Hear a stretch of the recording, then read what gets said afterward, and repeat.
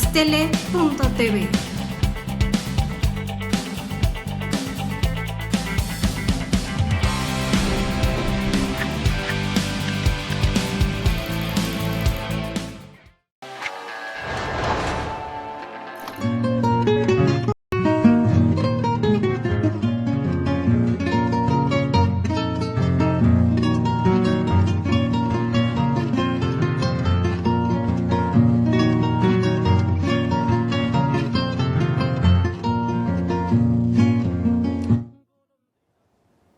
Querida audiencia, muy buenas noches, bienvenidas y bienvenidos a la emisión de de Hilando Contextos. Yo soy Carol Orozco, les damos una muy cordial bienvenida y por supuesto les agradecemos que estén sintonizando www.astl.tv en esta última emisión de abril. Qué rápido se está pasando el tiempo, y para ello pues queremos cerrar este abril nada más y nada menos que con un tema que es las disputas comerciales, la inversión, por qué es importante eso. Hemos traído al estudio a un expertazo en el tema. Me refiero a Carlos Béjar Borrego. Él es abogado, funcionario antes de la Secretaría de Economía, con muchísimos años de experiencia. Ahora está en una gran transnacional representando dignamente a nuestro país. Es socio nada más y nada menos que de esta transnacional Holland & Knight. Y bueno, le voy a decir al productor que por favor abramos la cámara para darle la bienvenida a Carlos Béjar. ¿Cómo estás, mi querido Carlos? Muy bien, muchas gracias, buenas noches. Oye, pues bienvenidazo aquí a Hilando Contextos. Te agradecemos mucho porque sabemos que con tantas cosas que tienen, pues es difícil agendar, pero de verdad agradeciéndote de que estés aquí en Astele TV. Y bueno, yo le digo ahorita a la audiencia que vamos a hablar acerca de las disputas comerciales y de la inversión. Y como ya es conocido aquí en Hilando Contextos, pues que nos platiques un poquito de tu trayectoria y además en un lenguaje muy ciudadano que podamos explicar por qué es importante la inversión, cómo podemos definir, por ejemplo, las disputas comerciales, cómo repercute eso en nuestro país. Y bueno, ir platicando acerca de todo este tema, porque bueno, son 50 minutos que se van a ir volados, vas a ver. Entonces, pues muchas gracias y bueno, pues te doy el uso de la voz para que nos platiques de esa gran trayectoria que tú tienes. Muchas gracias, Carol. Pues mira, te cuento un poquito de mi trayectoria, precisamente para que ubiquemos los temas sobre los que vamos a hablar. Yo comencé en la Secretaría de Economía, como mencionas, haciendo servicio social. Entonces, por alguna razón estudié en el ITAM y como cualquier universidad te piden tu servicio social. Claro. Y terminé en la Secretaría de Economía. Y de servicio social me invitaron a pues, formar parte de la administración pública como subdirector. Me apoyaron para irme a Canadá. Estuve casi 2 años en un despacho viendo arbitraje comercial. Wow. Y de inversión más bien. Y después regresé como director. Después me mandaron a Ginebra 5 años. Me salí y me volvieron a invitar y estuve como director general de la Consultoría Jurídica de Comercio Internacional. Y en toda esta carrera, que fueron prácticamente 20 años, me tocó ver o participar en prácticamente todas las negociaciones de los tratados de libre comercio y acuerdos para la promoción recíproca de las inversiones en los que participa México. Entonces, de alguna manera participé en todas esas negociaciones en diferentes responsabilidades. Uh-huh. Y a la par de eso, en todas las disputas comerciales y de inversión en las que participó México. Entonces fue una experiencia muy, pues ahora sí que... Qué orgullo, felicidades, porque además, como dices tú, empezar, imagínate, desde el servicio social es muy poca gente la que uno puede conocer, decir, oye, empecé desde abajo y fui escalando poco a poco hasta llegar al nivel que llegaste. Pues mira, yo creo que también hay una mentalidad de algunos funcionarios públicos de hacer escuela, de hacer funcionarios públicos, porque la verdad es que yo recibí mucho apoyo del gobierno para tener esta trayectoria, ¿no? Claro. Y de alguna forma invirtieron en mí para representar a México. Así lo veo yo, así lo quise ver yo, que me puse la camiseta. Claro. Y supongo que hay gente que todavía lo ve así, ¿no? Que quieren formar cuadros y gente capacitada. Lamentablemente o afortunadamente, pues no todo se acaba dentro del gobierno. Claro. Y después de estos 20 y tantos años de carrera en la administración pública, me salí hace pues, ya 2 años y medio y me fui a este despacho Holland & Knight. Y desde ese despacho, pues ya lo estoy viendo desde el punto de vista del sector privado, aunque no necesariamente, porque a veces te toca también representar a entidades de gobierno frente a particulares. Y entonces esto es más o menos de lo que quisiera hablarte un poquito de lo que comentamos, de los mecanismos de solución de controversias comerciales y de inversión, ¿no? Porque además tengo entendido, y es lo que quisiéramos que empezar, digamos que con la primera pregunta, mi querido Carlos, es, bueno, en realidad, ¿qué es la inversión? ¿Cuál sería como este abanico que tenemos de disputas comerciales? ¿Cómo lo podemos definir? Y con base en eso que nos vayas contando un poquito de los antecedentes, cómo está parado México en estos temas, hacia dónde vamos, datos duros, cosas que nos pudiéramos, digamos que empapar. Porque te confieso yo que la verdad es que no es un tema que yo domine, no es un tema que además creo que en muchos espacios se pudiera hablar, y ahorita es muy bueno para poder pues explicarle a toda la audiencia cómo repercuten estas disputas comerciales, pues en la vida de cotidiana de la población, ¿no? Claro, pues mira, yo creo que el primer tema que te podría decir, o la base de esto es los distintos mecanismos que hay. Uh-huh. Todo esto surgió en México principalmente a partir de la entrada de México al Telecán. Okay. Digo, la figura del arbitraje comercial, uh-huh, la figura del arbitraje Estado-Estado, uh-huh, o el arbitraje de inversión, o los mecanismos alternativos para la solución de controversias comerciales, todos explotaron de alguna forma o se volvieron más recurridos a partir de que México entra al Tratado de Libre Comercio. Okay. ¿Qué eso es que en los 90s? Eso fue en el 94, y la reforma al Código de Comercio es previa, precisamente para introducir en el Código de Comercio en México en la figura de arbitraje comercial privado. Porque México, digo, el arbitraje comercial existe desde los años 20, que en 1950 y tantos la Convención de Nueva York para el reconocimiento de disputas o de laudos arbitrales extranjeros y su ejecución. Ahorita platicamos de eso. Claro. A lo que voy es, las figuras de arbitraje es una forma de resolver conflictos fuera de las cortes locales. Entonces, imaginemos que tú tienes un negocio en Estados Unidos y vienes a hacer pues, tus pininos aquí a México. Te quiero invertir en México. Sí, o vas a hacer una relación comercial con algún mexicano. Okay. Entonces tú dices, oye, pues yo me voy a ir a tener una relación comercial contigo o una inversión en tu país, pero pues yo no me quiero ir a meter a tus cortes a pelearme contigo. O a lo mejor tú como mexicano tampoco quieres irte a las cortes locales a pelearte o contra el gobierno, pues si es una inversión mexicana en Estados Unidos, por ejemplo, o con un extranjero en su territorio.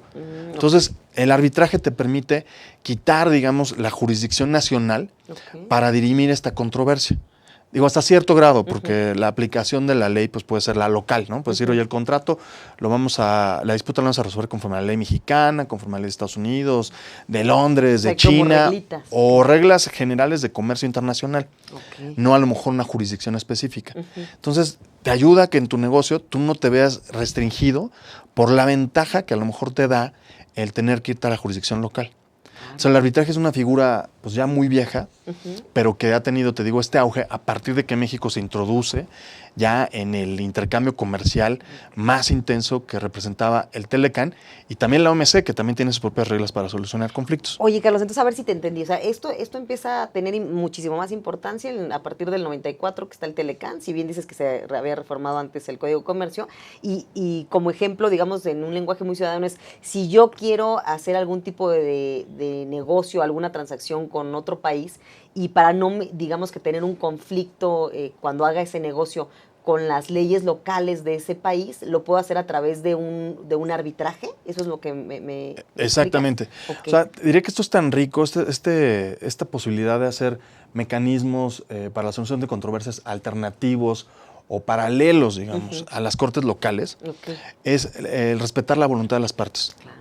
Entonces, aquí lo que te permite es incluso generar tus propios mecanismos y que sean válidos y que sean reconocidos por las cortes locales y que puedas ejecutar esos laudos o esas sentencias, es la palabra equivalente al laudo, esas sentencias privadas en una corte local. Entonces, yo me pongo de acuerdo contigo. O sea, por ejemplo, tú y yo queremos, vamos a hacer algún negocio te voy a inventar, de acero.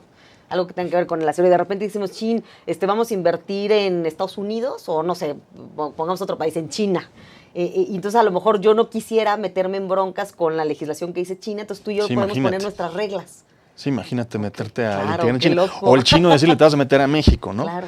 Entonces, estas personas que hacen el contrato, o sea, tú y yo que estamos haciendo un contrato de compra y venta, por ejemplo, pues si tenemos una disputa de ese contrato, en lugar de irnos a las cortes locales, nos vamos a ir a un arbitraje.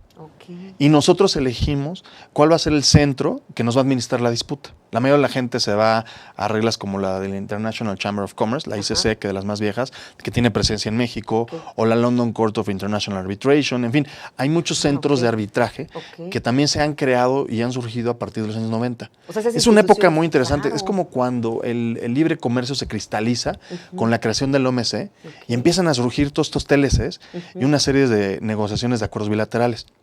Entonces, esto hace que el comercio empiece a incentivarse, a intensificarse. Es más, son más las transacciones comerciales, el volumen de transacciones comerciales, que la creación de Producto Interno Bruto de los países. O sea, ha crecido tanto el comercio, a lo que voy, que imagínate la cantidad de disputas que puede haber a nivel comercial. Son muchísimas. Claro. Estamos hablando de miles de disputas y de miles de millones de dólares. Entonces, la primera tipo de controversia, el primer mecanismo, sería este que estás comentando. Una transacción comercial entre privados. Ahora, ¿qué pasa en este caso que tú pusiste, por ejemplo, del acero?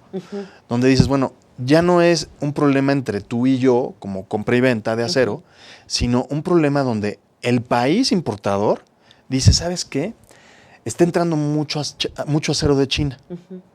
Y eso está afectando a mis productores nacionales. Ah, claro. Porque están entrando a un precio mucho más barato del que están produciendo los mexicanos. Está raro, ¿cómo van a traer acero más barato desde China del que se produce en México? O sea, claro, me perjudica como país, ¿no? La competencia pues perjudica, pero también beneficia, porque de alguna forma tienes que permitir que haya competencia para tener mejores precios. Entonces, ¿qué hacen los países? Bueno, dicen, voy a adoptar medidas para proteger a mi sector productivo nacional. Esas medidas tienen que cumplir con los criterios que establecimos en los tratados. Entonces yo no puedo decir, pues desde mañana vamos a poner un arancel del 300% al acero. Claro, ¿no? me friego a mis nacionales. Pues me friego a los nacionales que importan, porque esos van a tener que importar, ya no van a poder importar. O sea, decir 300, pues ya no puedo importar porque mejor compro el mexicano. Entonces cerrarías el comercio. Entonces lo que hacen los tratados de alguna forma es abrir el comercio, que tú bajes tus aranceles y con base en los tratados de comercio volverlo cero. Entonces te vuelves un competidor directo con los países. Pero ¿qué pasa cuando algún exportador se está aprovechando de esa disminución arancelaria y te empieza a exportar, como en el caso del acero, lo que se dice, pues mucho más barato de lo que se está produciendo en México? O sea, por así decirlo, como algo medio desleal, ¿no? Que no está la Son cancha prácticas pareja. de comercio desleales. Esas prácticas se conocen en específico como dumping. Entonces, para resolver una controversia de dumping, hay varias opciones. Una, pues te vas a las cortes locales y dices, oye, me puso la Secretaría de Economía una cuota antidumping. ¿Para qué? Para ponerme, digamos, una cuota antidumping, una especie de tipo arancelario, para que este acero chino pues pague un poco más de lo que estaba pagando, o sea, no estaba pagando nada, a lo mejor, o un porcentaje muy bajo, y que pague algo que lo haga más competitivo con la empresa mexicana.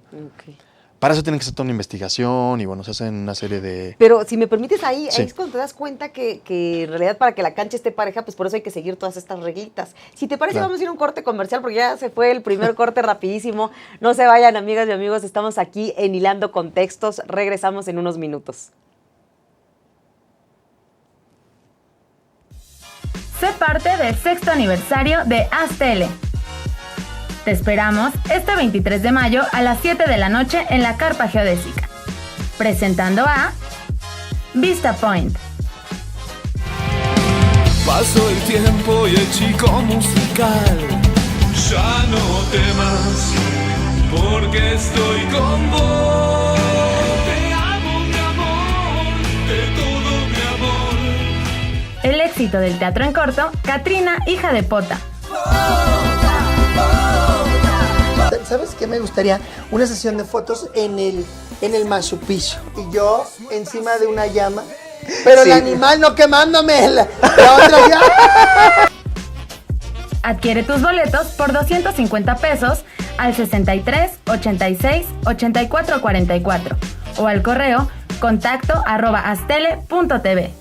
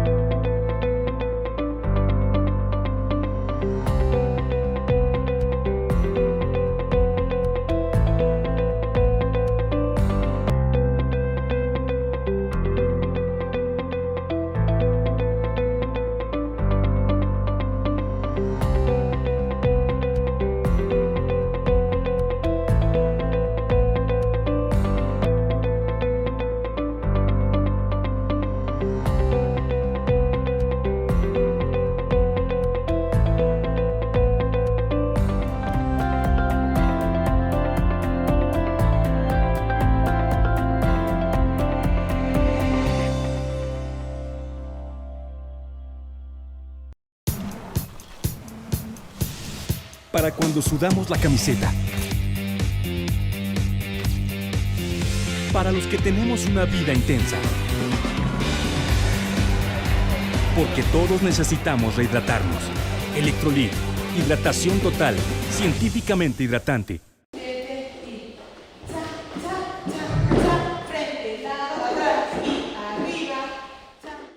Para mí el baile es como una...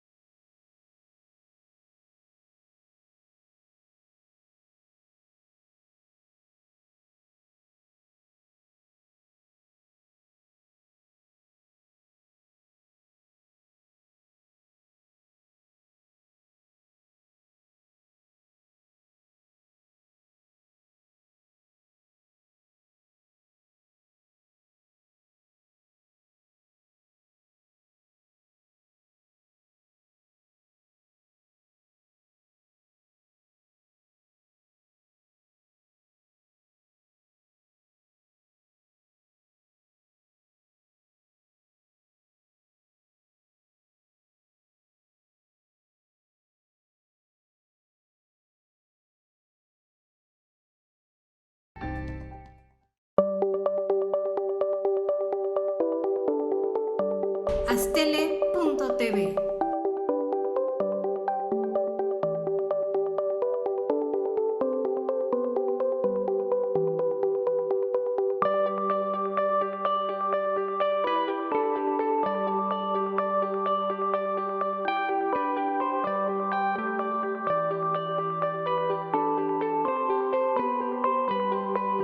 Astele.tv.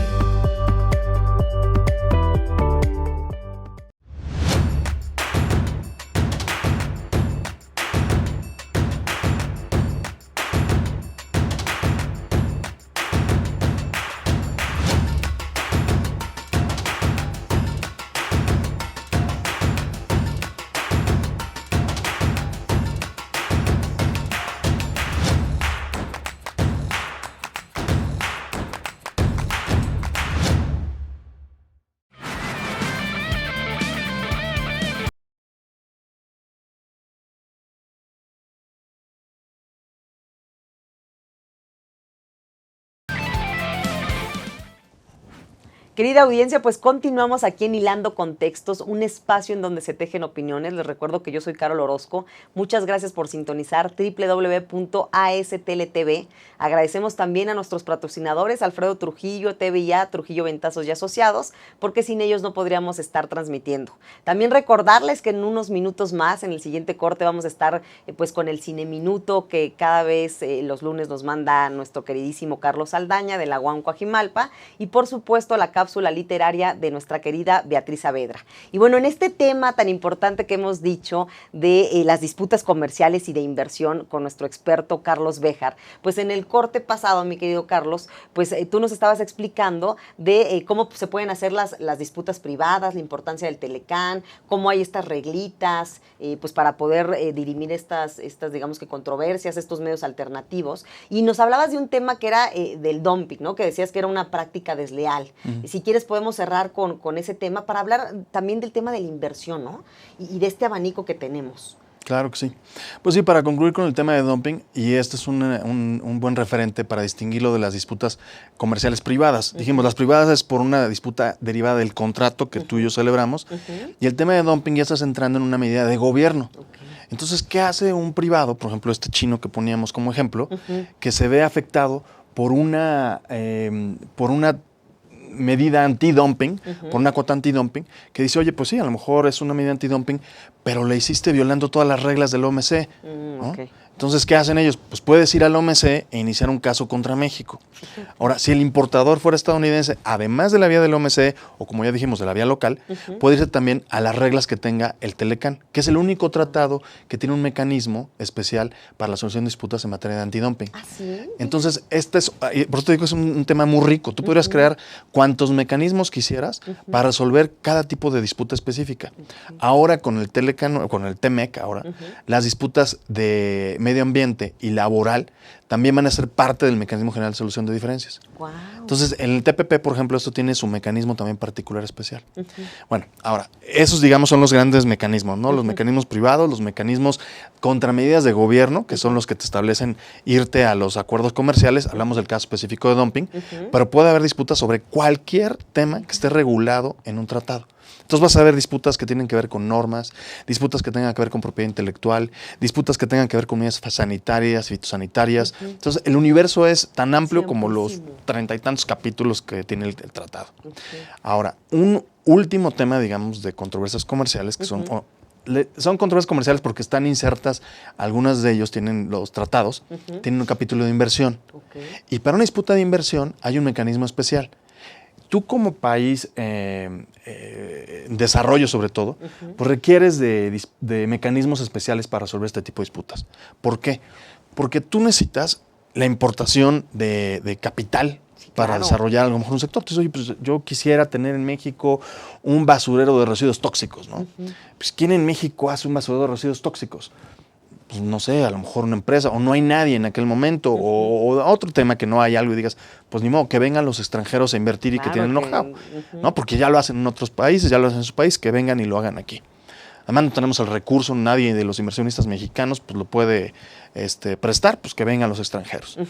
Entonces, ¿qué pasa o qué pasaba? Pues que tú venías o ibas con tu capital extranjero a otra jurisdicción, invertías, metías cientos de millones de dólares, por poner el ejemplo. Después llega el gobierno y dice, no, pues ¿sabes qué? Siempre no necesitamos este basurero. O hay una oposición social que no conoce bien cómo es esto y pues te voy a suspender la inversión. O sea, cero certeza jurídica. Pues imagínate. Claro, qué y ahora miedo. peléala en cortes locales. ¿Qué es lo que pasaba? Que terminabas con una defensa diplomática. Y eso entrampaba toda la agenda bilateral de un país. Porque dice, bueno, vamos a hablar de los temas bilaterales, pero primero vamos a hablar de cuánto le debes a este inversionista al que le truncaste la inversión extranjera. Oye, pero además aunado a eso, pues perjudicabas a la población, ¿no? Porque si tú querías traer digamos que esa cosa que no tenían los mexicanos que iban a invertir esos extranjeros al pararse, ya ni beneficiaste para que ayudaran a la población y además estás en un broncononón. Claro, y además mandas una señal pésima a todo el universo de inversiones extranjeros, porque van a decir, pues yo no voy a ir a ese país porque ves lo que les pasa. No respetas. Entonces se creó este mecanismo que se llama arbitraje de inversión, que es básicamente el poder demandar a un país, tú como inversionista extranjero, demandar al país que recibe esa inversión en un arbitraje, en un mecanismo de arbitraje de inversión. Entonces no te vas a las cortes locales, sino que entre el gobierno y el particular designan a 3 personas, 3 individuos, que van a resolver esa disputa. ¿Bajo qué estándares? Bajo unos estándares, digamos, básicamente son los mismos en todos los APRIs, son los acuerdos bilaterales de inversión, los Bilateral Investment Treaties, o BITs o APRIs. México tiene, no sé, creo que más de 34 acuerdos, y además todos los TLCs que tiene celebrados también tienen un capítulo. Entonces estás hablando de los principales inversionistas extranjeros en México, tienen este grado de protección.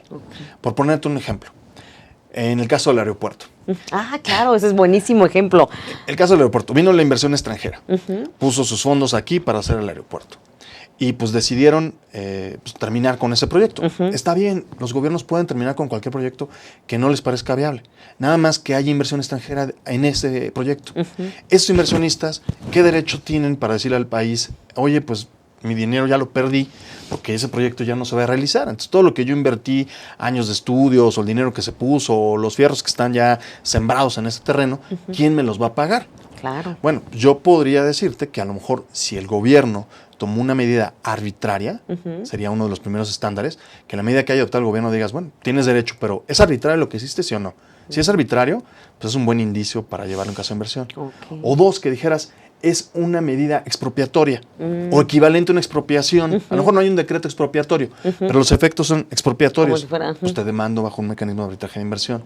Entonces, en fin, hay una serie de estándares internacionales a los que la mayoría de los países nos hemos suscrito, bajo los cuales te pueden demandar. Así México ha tenido, pues no sé ahorita cuál es el universo ya de demandas, pero actualmente tienen 10 casos activos, que nunca había sido así. Además, mientras el tiempo que yo estuve en la Secretaría de Economía. Pero que perdón que te interrumpa, pero eso estaría increíble, porque tú estuviste tantos años en la Secretaría de Economía que seguramente has vivido un caso que me encantaría que pudieras compartir con la audiencia de qué es lo que te tocó a ti, ¿no? De ver ese tema.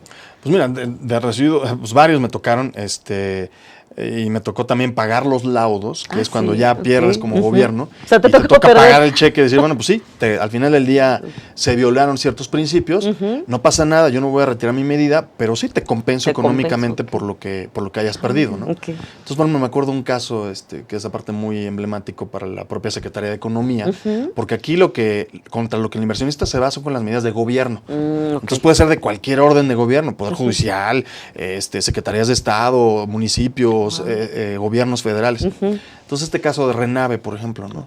El caso del Renave, no sé, fue un caso muy polémico porque involucró ahí una persona que en parte estaba perseguida como prófugo de la justicia argentina por crímenes de guerra. Estaba también el fallecimiento de un subsecretario de Economía, Secofi en aquel entonces, que estaba a cargo del Renave en México. Entonces tenía mucha polémica. Era un proyecto para evitar, digamos, el robo de autos, tener un mejor control de los autos, del emplacamiento, en fin, de todo el registro, lo que implica un auto. El Registro Nacional de Vehículos. Entonces, pues se decide concluir con este proyecto por toda esta polémica, ya no era viable en su operación, y al final del día decidieron terminar con el Renave. ¿Qué pasa? Que inmediatamente llegan las demandas de un inversionista francés, un inversionista argentino y el inversionista nacional mexicano. O sea, eran 2 países extranjeros y un nacional. 2 extranjeros y un nacional. El nacional pues no puede demandar por los APRIS, porque tú como un nacional no puedes utilizar este instrumento internacional más que contra otro país. Claro, sí. Entonces el mexicano tuvo que irse a cortes locales. Y parte de su argumentación era den el mismo derecho que a los extranjeros, ¿no? Pero bueno, es tema para otro programa. Sí, exacto. Y el segundo, los otros 2 pues terminaron ganando estos litigios. Una de las razones por las que ganaron es porque dijeron, bueno, pues sí, lo cerraste, encontraste ciertas fallas administrativas, conforme a tu legislación nacional, a lo mejor es correcto el cierre del registro, pero esa decisión de haber cerrado el registro no cumple con el estándar internacional de haber sido una medida, digamos, transparente o justa. Entonces determinaron que al haber sido una especie de capricho del gobierno, pues no cumplió con ese estándar y México terminó pagando. Obviamente estoy simplificando aquí una disputa mucho más técnica. Sí, claro, ¿no? Complejísima. Pero si lo llevas al caso del aeropuerto, pues podrías decir, bueno, a ver qué va a pasar con el aeropuerto, cómo se tomó esa decisión, en base a qué argumentos jurídicos. Ahorita no hay una disputa porque están negociando con ellos el pago y parece que va a haber indemnizaciones, que es finalmente lo mismo a lo que te hubiera llevado un litigio. Entonces, de alguna forma, el gobierno pues reconoce que hay una inversión y eso es una buena señal y se les va a pagar. Pero no en todos los casos es así. Y a veces queda la duda de si la medida realmente incumplió un estándar internacional o no. Y así tenemos actualmente, imagínate, 15 casos te comentaba, 10 activos y 5 como aviso de intención que pueden detonar una disputa eventualmente. Y estamos hablando, el último de los casos del aviso de intención, estás hablando de $3,000 millones de una de las demandas. No, bueno. O sea, es la demanda de las más grandes que ha recibido México. Otra de las más grandes que recibió fue el caso de Telefónica por telecomunicaciones, por las tarifas de interconexión. Entonces, la materia son amplísimas, pero estás hablando de montos muy importantes. Hay un caso emblemático internacional que es el de Yukos, que estás hablando de miles de millones de dólares. Y eso fue contra Rusia, por la empresa petrolera, ¿no? Y esa no han podido ejecutar. Es un problema también que tienen estos mecanismos de cómo vas a ejecutar. Y tienes un laudo y te dicen, sí, págale 3,000 millones. Primero, ¿quién los tiene, no? Claro, es decir, ahorita lo saco de la bolsa, no es fácil. Sí, no. Y segundo, pues también trata de ejecutarlo. Entonces tienes que ir a las cortes locales o internacionales a tratar de hacerte de los bienes de ese país. Venezuela, cuando cambió de régimen, tuvo muchísimas expropiaciones, muchísimas demandas. Argentina, cuando hubo toda esta crisis financiera, tuvo muchísimas demandas también. Entonces, es un riesgo latente para todos los países estar tomando medidas que no estén atendiendo a estos estándares internacionales para la protección de las inversiones. Tú las invitaste, pues tienes que protegerlas. Y si vas a hacer medidas que a lo mejor pues ya no quieres continuar con ese tipo de inversiones, pues bueno, indemnízalas. O sea, es como, por así decirlo, es válido si tú ya no quieres continuar con eso, pero tienes que indemnizar, tienes que dar una certeza, porque si no también, ¿qué mensaje lo que tú me estás diciendo? ¿No? ¿Qué mensaje vas a dar digamos que a otros países de, oye, hay certeza para invertir en México o no? Por así decirlo en este caso, ¿no? Claro, y además te diré algo, los gobiernos no siempre pierden las disputas, muchas disputas se acaban ganando. A mí me tocó participar en disputas, algunas se ganaron, otras se perdieron. Cuéntanos, ¿no? Una que se haya ganado, por ejemplo, que te haya tocado participar. Bueno, los gobiernos básicamente ganan principalmente las disputas en las etapas de jurisdicción, porque luego hay gente que dice, te demando pero no tengo una inversión realmente, entonces no tienes inversión, no hay demanda. Oye, te demando, pero ya se me pasó el tiempo para poder demandarte y te demandan. Entonces, un caso específico que participé fue el de KBR, que nos demandaron en el Telecán y aparte tiene una demanda arbitral. Eso no se puede. Eliges un foro, el arbitraje comercial privado, o eliges el Telecán. Pero si los dos llevan una indemnización, tienes que escoger uno y otro. Uno, y lo ganamos demostrando que tenía otro foro abierto donde estaba llevando la disputa de comercial en Cortes de Nueva York y pues lo ganamos en el Telecán. Oye, pero además qué padre, porque ya nos contarás cómo es la experiencia para pues estar negociando y estar en estas disputas. Otra vez se nos ha ido el tiempo rapidísimo, si te parece vamos a ir a otro corte comercial.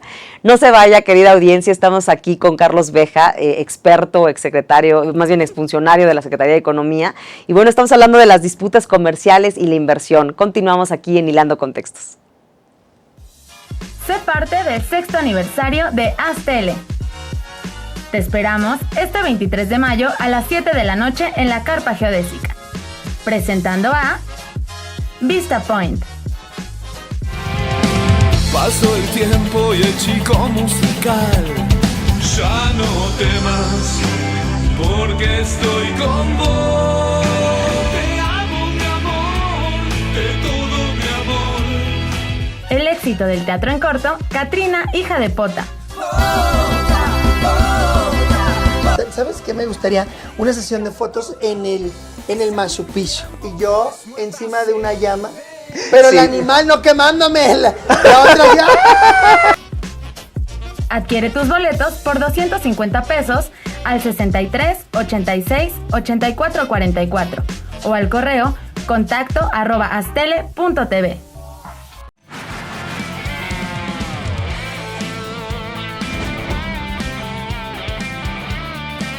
Astele.tv.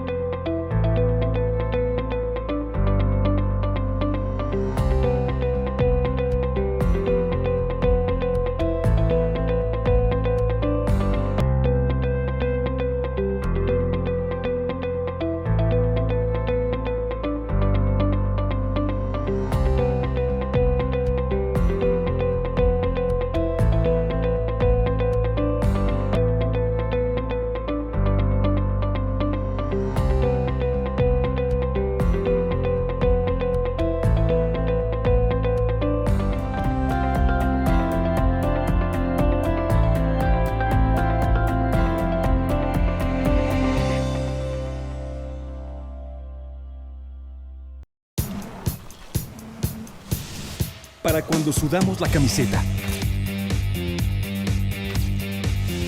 Para los que tenemos una vida intensa. Porque todos necesitamos rehidratarnos. Electrolit, hidratación total, científicamente hidratante.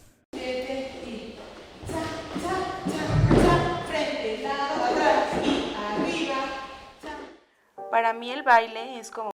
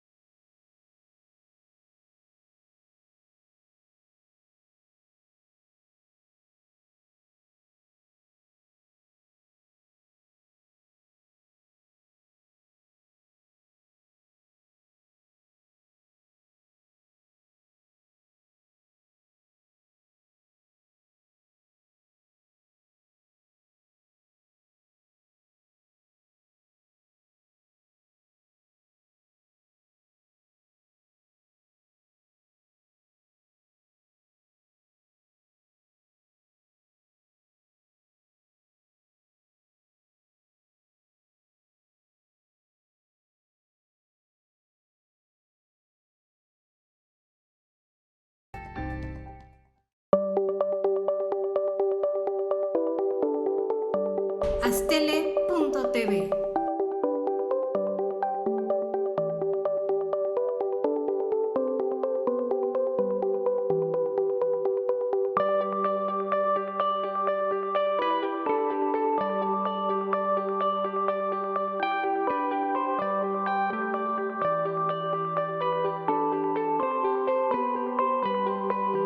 Astele.tv.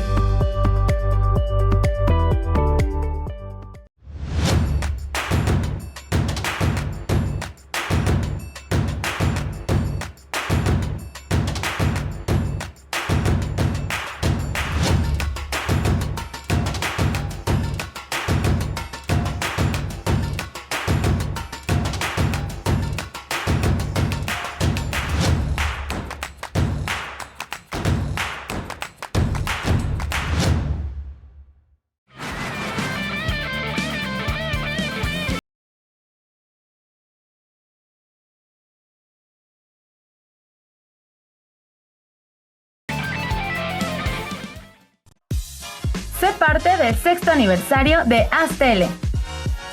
Te esperamos este 23 de mayo a las 7 de la noche en la Carpa Geodésica. Presentando a Vista Point. Pasó el tiempo y el chico musical ya no temas, porque estoy con vos. Te amo, mi amor, de todo mi amor. El éxito del teatro en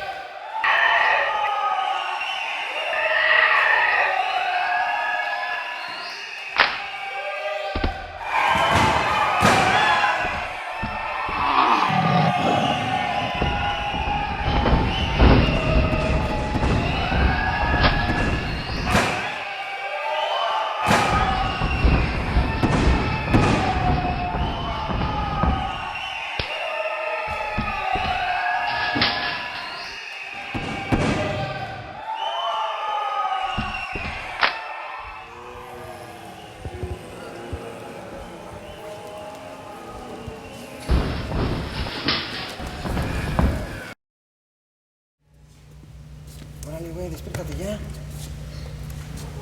Órale, ponte a chambear. Sí, ya Pero muévete, güey.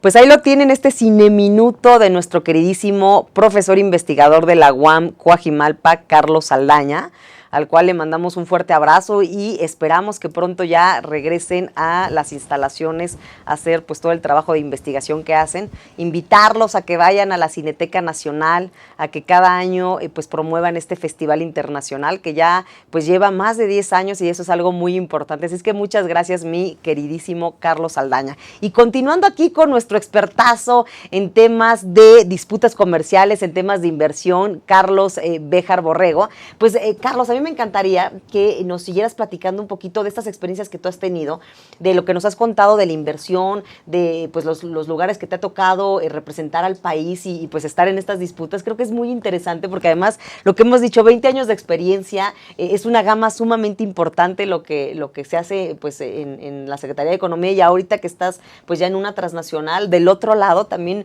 pues una perspectiva muy importante, ¿no? Sí, ha sido una práctica muy interesante.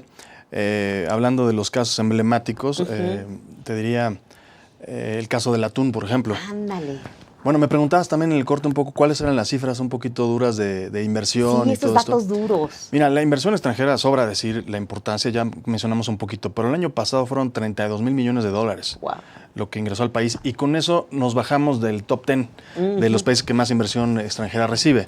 O sea, a pesar del importante número de inversión extranjera. Pero imagínate, durante tantos años haber recibido tanta inversión extranjera, pues estos mecanismos de solución de controversias vienen a tomar una relevancia importante, porque como te decía, estás expuesto a que tus medidas de gobierno estén en un escrutinio público internacional, pues que puede resultar hasta agresivo para algunos, ¿no? Como si, ¿pero por qué México le tiene que pagar a un país miles de o cientos de millones de dólares?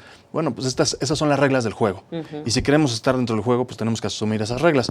Hay países que no han sido tan agresivos en asumir estos compromisos, pero creo que eso a la larga les va a generar una desventaja frente al atractivo que representa México. Bueno, ahora del caso emblemático, te comentaba el caso del atún. El caso del atún, este caso es viejísimo. México exporta atún a los Estados Unidos, o viene exportando atún a los Estados Unidos, porque había inversión extranjera de atún en México. Cuando se hace la zona económica exclusiva y los mexicanos se quedan, digamos, con los barcos o se quedan con las banderas de esos barcos para pescar el atún, curiosamente surge en Estados Unidos un etiquetado para el atún. Entonces dijeron, bueno, si tú pescas atún en asociación con delfines, no te voy a dejar entrar. Primero empezó como un bloqueo. Y luego dijeron, bueno, como un bloqueo no es legítimo, porque perdieron ese caso en la OMC, lo vamos a dejar en un etiquetado. Entonces, si tú no obtienes la etiqueta, prácticamente no puedes comercializar el producto en Estados Unidos. Entonces inventaron un estándar que dijeron, si tú pescas con delfines, no puedes vender el atún en Estados Unidos con esta etiqueta. Y eso hizo que pues, todo el mercado en México se atomizara, digamos, muchísimas empresas quebraran, se quedaran pocas empresas. Y el atún mexicano, que es de muy alta calidad, ahora hubo unos temas en Profeco bueno, que vi sí, que terribles. Que con soya y esto, soya. que bueno, no sé qué tanto sea cierto, a mí no me tocó eso. Lo que sí sé es que el atún que vendemos, que se pesca en México, es un atún aleta amarilla, que es de muy grande tamaño, porque crece en el sur, muy pequeño, y cuando pasa por las costas mexicanas es un animal que puede llegar hasta 3 metros de tamaño. Entonces, este es el atún que se pesca. De alguna forma se asocia el atún con el delfín, van los delfines arriba, el atún abajo. Tú cercas a los delfines y abajo hay puros atunes. Entonces, ¿qué hacen los mexicanos? Antes lo que hacían los estadounidenses, que eran quienes pescaban aquí, era levantar la red y pues se mataban a delfines. Entonces sí era un tema que verlo, además ver un delfín en la red, es algo pues, no fácil de ver. Claro, entonces eso hizo que la etiqueta tomara mucho auge en Estados Unidos. ¿Qué hicieron los mexicanos? Bueno, vamos a pescar únicamente hasta antes del atardecer, del ocaso. Vamos a poner observador independiente que nos diga si estamos matando o no delfines. Vamos a hacer una maniobra donde logremos sacar a la mayoría o a todos los delfines que estén dentro de una red. Entonces la pesca mexicana es una pesca de las más sustentables que existe. Los demás, ¿cómo pescan? Los demás ven una boya, digamos, un objeto que flota, y abajo de eso se van juntando una serie de microorganismos, pues peces y de todo, hasta que llegan los atunes. Y ahí cercan y levantan todo. Entonces ahí se va delfín, atún, tiburón, lo que me digas. Y eso lo consideran sustentable en Estados Unidos. O bueno, no que lo consideren sustentable, pero pues no está sujeto a una etiqueta. Entonces el que consume piensa que el atún que está consumiendo en Estados Unidos pues es mejor que el mexicano porque no está casado en nación con delfines. Cuando el mexicano, bajo estándares internacionales de convenciones celebradas con Estados Unidos, es el más sustentable. Todo esto que te estoy contando lo llevamos a una disputa contra Estados Unidos en la OMC. Durante más de 8 años, y todavía más se siguió litigando hasta recientemente, estuvimos obteniendo fallos favorables, donde dijeron, sí, México tiene una disputa sustentable y Estados Unidos está discriminando injustamente a México. Al final, Estados Unidos medio ganó el asunto al final. No lo ganó porque tuvo que modificar mucho su medida y todavía no hay evidencia de si estas nuevas reglas que puso son o no discriminatorias o si cumplen con el objetivo de proteger o no a los delfines de una manera que no sea discriminatoria. Yo creo que no, pero no hay evidencia actualmente. Entonces, este es un mecanismo que te permite a la OMC de llevar una disputa contra otro país en un foro de arbitraje, porque puedes llamar una corte internacional, pero no lo es un arbitraje comercial internacional. Y como eso te puedo contar muchísimas Oye, pero disputas. además qué interesante, porque fíjate, 8 años fueron de estar estudiando, de estar presionando.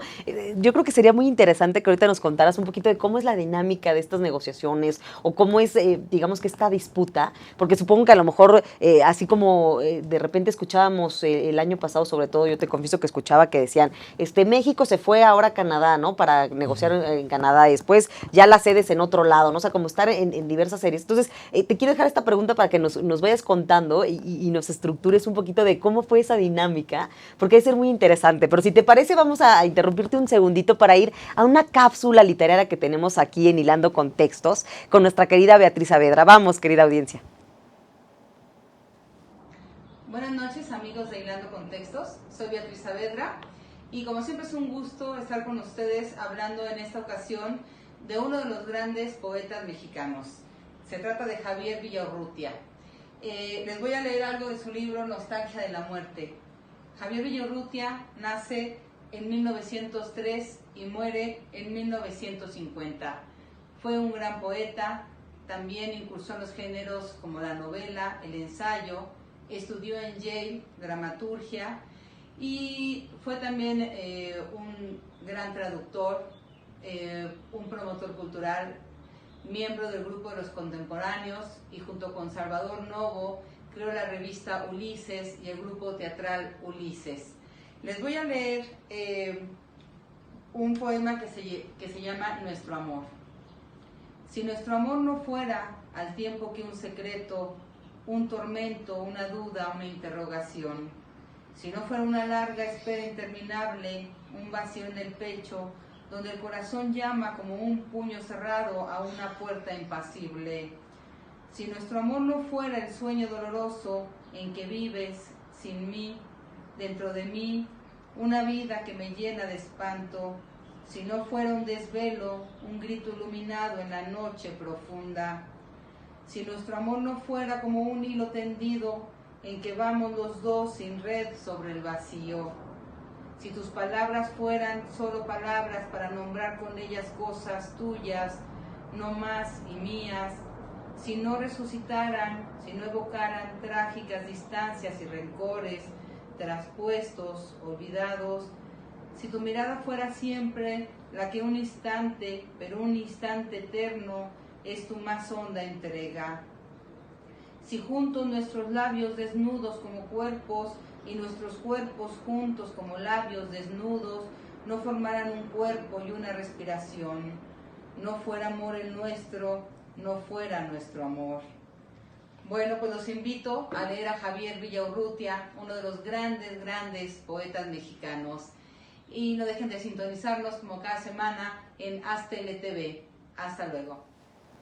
Pues muchas gracias a Beatriz Saavedra por esta cápsula literaria. Te mandamos un besote, mi querida Beatriz. Y pues como cada lunes en Hilando Contextos y en AzTele TV, las invitamos a que vayan al Museo de la Mujer, este museo que está muy cerca del Centro Histórico y que además es el segundo de Latinoamérica. El primero es el de Argentina, el segundo es el nuestro y que de verdad vale mucho la pena. También aprovechar para decir, hablando del Museo de la Mujer, que pues nuestra querida Patricia Galeana de FEMU, de la Federación Mexicana de Universitarias, pues ha sido invitada a estar como embajadora en Colombia, así es que muchas felicidades, nuestra querida Patti Galeana, pues de verdad una gran representante que va a estar allá en Colombia. Y bueno, pues continuando con este tema de las disputas comerciales, del tema de la inversión, con nuestro experto Carlos Béjar, pues a mí me encantaría, Carlos, de esta experiencia que tú has tenido y que ahora estás del otro lado, que nos cuentes un poquito de estas dinámicas, ¿no? Tú nos has dicho la importancia pues de la inversión,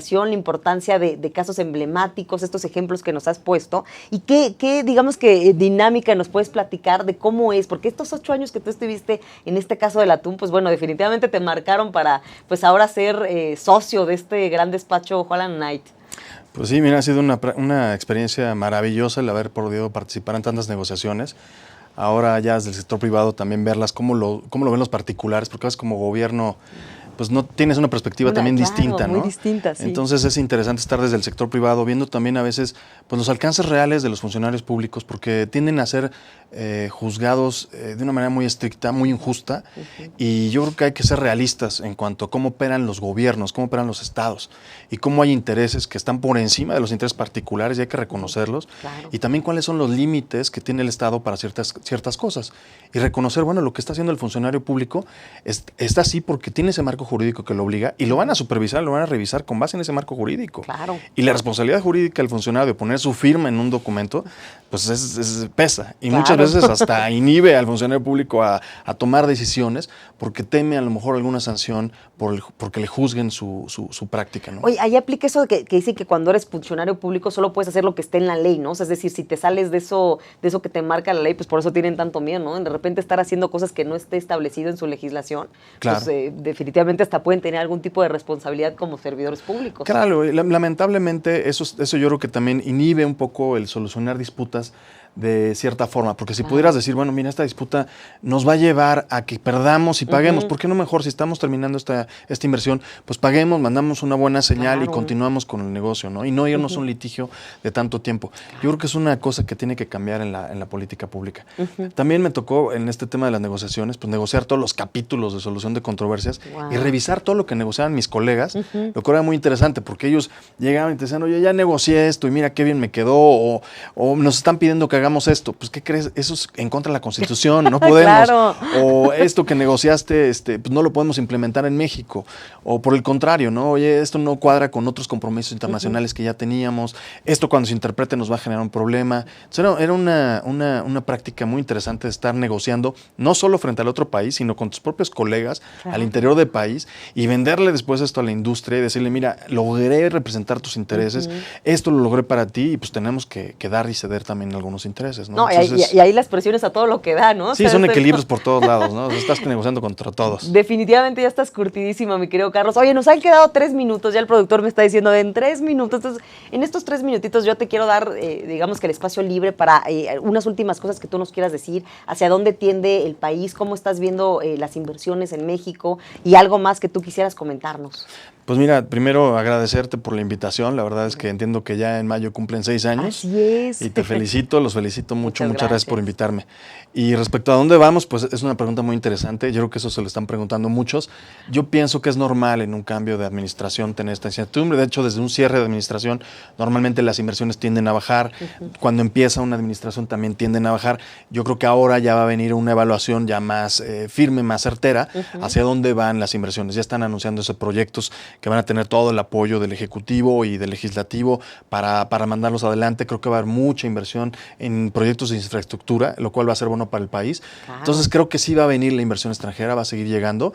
Y pues lo que hay que cuidar es que el gobierno, pues sus decisiones contra o que puedan afectar a inversionistas extranjeros, las mida y diga cuáles valen la pena, cuáles no, y siempre mandar una señal de que necesitamos la inversión extranjera como un país en desarrollo para hacer la bienvenida y ojalá logremos también evitar disputas pudiendo negociar las salidas tanto para el inversionista como para el gobierno.